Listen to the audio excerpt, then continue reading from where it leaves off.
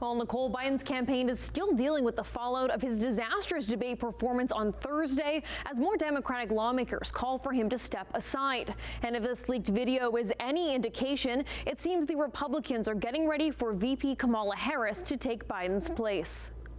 How did I do with the debate the other night? Oh, amazing. That old broken down pile of crap. Yeah. It's a bad guy. He just quit, he's quitting the race.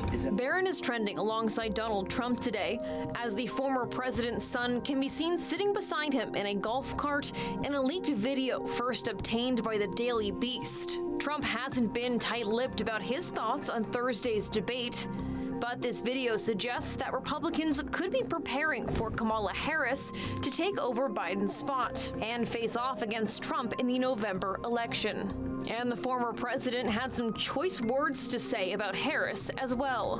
And that means we have Kamala. I think she's going to be better. She's so bad. She's so pathetic. She's so bad. So. When asked about the video, the Trump campaign referred to an earlier statement that said in part, quote, Joe Biden is weak, failed, dishonest, and not fit for the White House. Trump also shared the video on his social media platform, Truth Social, with the caption, no tax on tips. That's a campaign promise of his. Biden's team, on the other hand, says he will not step down. His campaign calls the video of Trump a new rock bottom and said the American people have already seen low after low from the former president. Mr. President.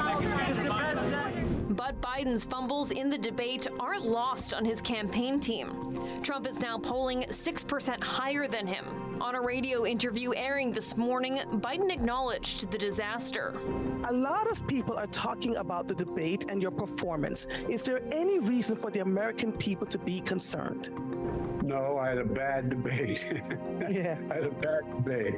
But 90 minutes on stage does not erase what I've done for 3.5 years.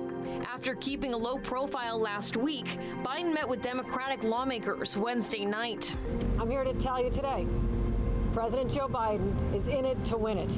And all of us said we pledged our support to him because the stakes could not be higher.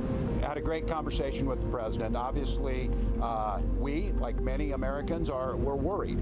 We're worried because of the threat of a Trump presidency is not theoretical for governors. We've served when Donald Trump was president, and the threats to our nation were real. In that conversation, Biden reportedly told governors that he needs to get more sleep and plans to stop scheduling events after 8 p.m. in order to do so. But not all Democrats are on board. I think we've got to take a very sober look at the reality of the race as it currently stands. And it wasn't just one bad night. It was a bad night that may have locked in a really unfortunate narrative about President Biden's age and fitness. And that narrative could be very hard to undo. And Trump is trying his best to spread that narrative.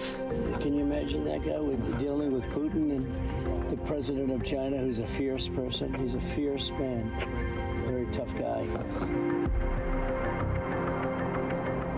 Biden will answer questions in his first televised sit-down interview since the debate tomorrow night with ABC News.